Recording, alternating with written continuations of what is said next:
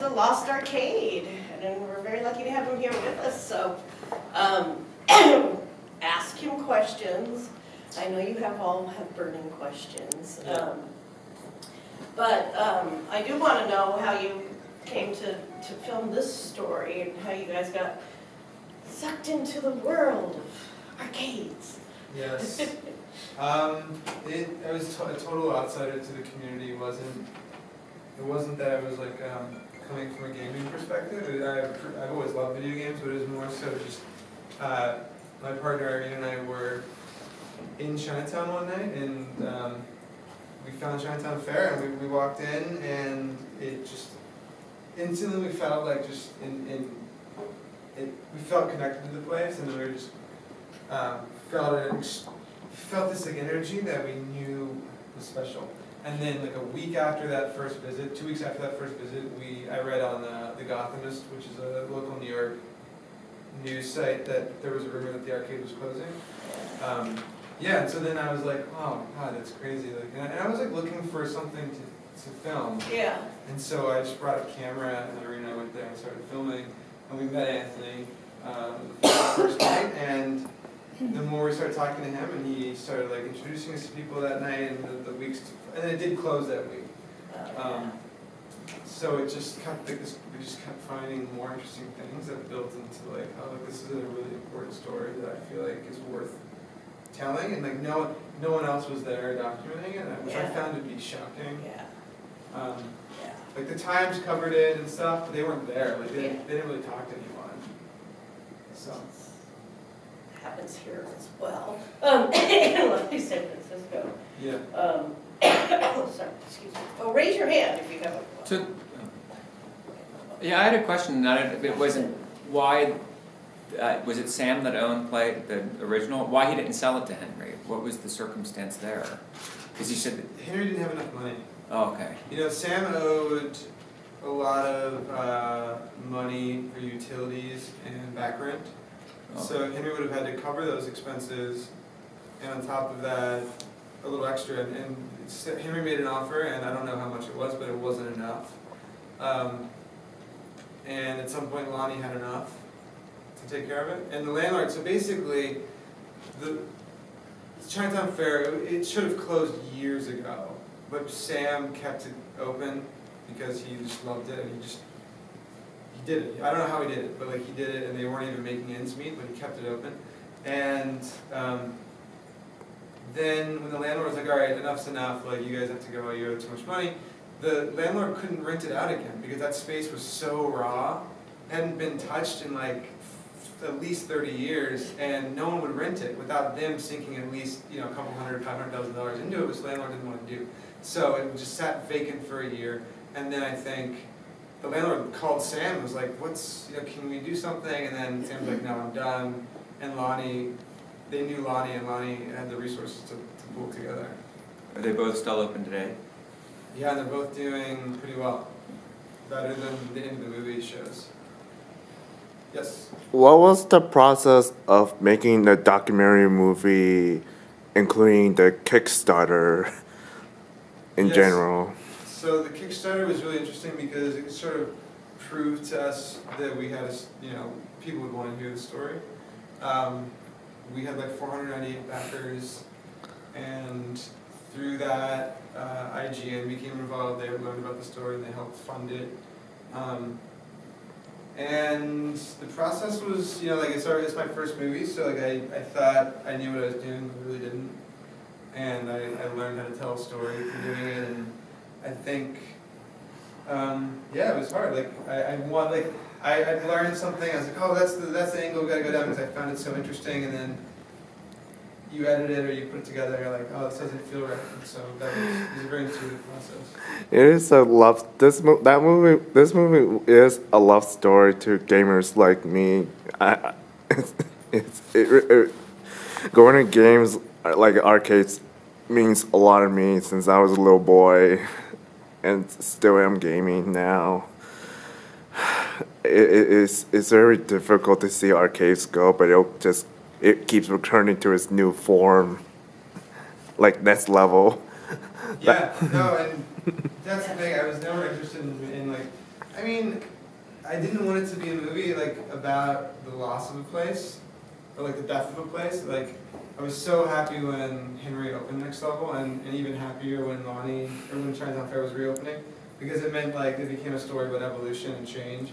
And with New York and the gentrification going on, it's at this point it's just like almost too much. Like every day there's a new story about some beloved institution closing, and I was hoping we wouldn't be contributing to that massive, going on. So yeah, it's really beautiful. I mean, Lonnie was smart enough to allow his vision to evolve as well, and so just last week he got rid of the Wizard of Oz game finally. He found a buyer for it. Yay! And he replaced it with Killer Queen, which is like an amazing, multiplayer arcade game. And it's like full of it's like 90% competitive games now. And the community's thriving. Yeah, and it's a totally new community too. Yeah. Well, there's a few of the people that are still around, but most of the fighting game guys are all Next Level. It was a beautiful film. I Thank you. really enjoyed the visuals and the music and everything. I really created just a great energy. But what inspired that? What inspired like the aesthetic of it? Yeah. So definitely growing up watching like the New York I'm from Ohio, so I grew up watching like all these amazing 80s movies with New York as a setting, and like kind of romanticized. And to be honest, like Chinatown does look like that. Like it's a magical place, especially at night, and that's like the arcade was definitely a nighttime thing for a lot of people. It was daytime too, but it really came alive like after school and into the night. So we wanted to make like a nighttime New York movie,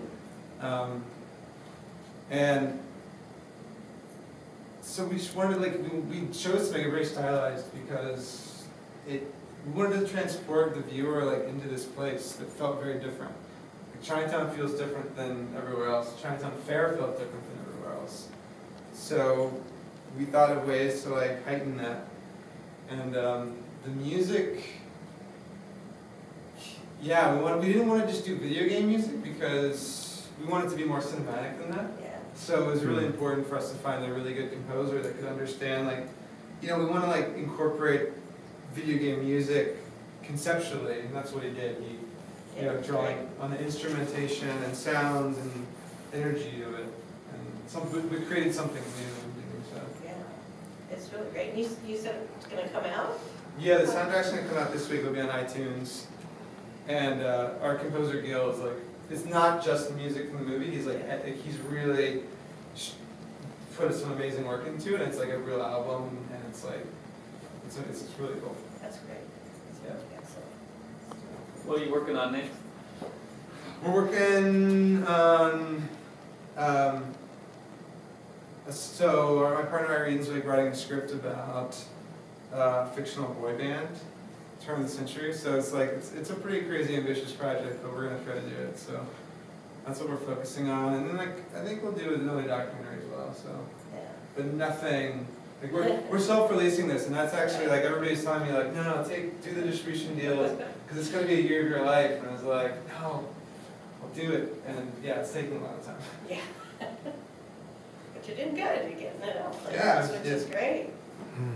Thank you. It seems like Next Level is moving towards streaming more than consoles. Do you think it'll come back to consoles? Are consoles a fetish item that people will start getting back into?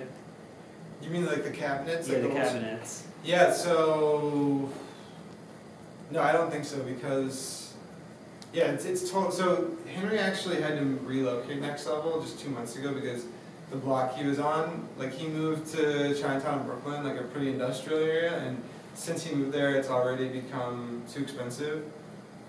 So he was forced to either close or find a new spot. Luckily, he found a new spot, and now there's only 2 cabinets, whereas before he had 4 or 5. Oh, okay. Yeah.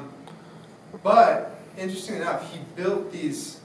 He's using PlayStations and Xboxes, but he's built these. Before they were just on tables. Now he built cabinet-looking things. So it's and they're still using the controllers and sticks, but it is seem like he's trying to recreate some of that feeling. Nostalgia might not pay the bills, but I think he misses that. But I was there last week checking in, and they were streaming, and like 2,600 people were watching on Twitch, which is pretty crazy for a Wednesday night. That's good.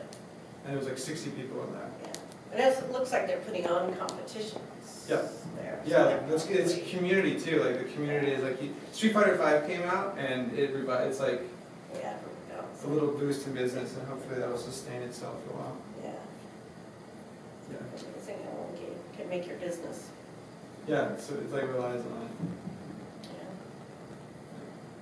Any other questions?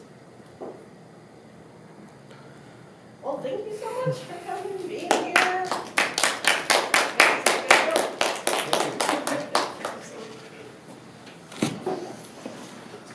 Like the film, tell your friends. Yes. Playing, it's gonna keep playing. Yeah.